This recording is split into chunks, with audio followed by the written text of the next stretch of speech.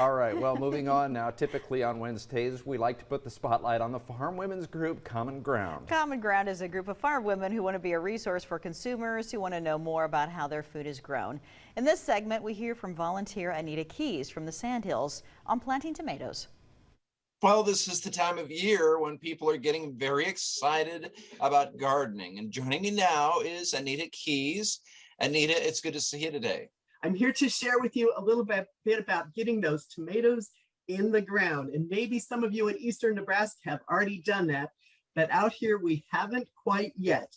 And the first thing in a previous Common Ground on Pure Nebraska talked about seed selection. And so that is important. There is a difference between determinate, and those are like the aromas, those thick ones, they just kind of grow in one little spot. And then there's the indeterminate, and those just grow like crazy. Those are the ones they can get 10 feet tall. So you've got to be sure to stake those or to somehow support them.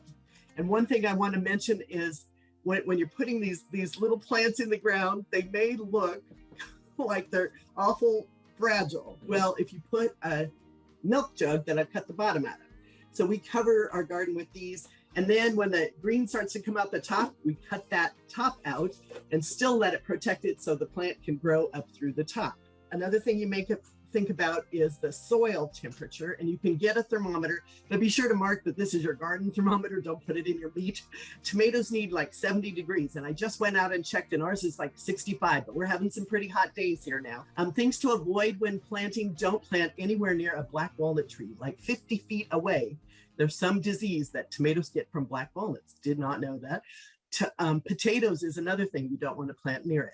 Now, there are some things you do. Marigolds, I always put marigolds around mine, but other things I learned: basil, onion, garlic, chives, those are all good things to plant next to your tomatoes. Good to know.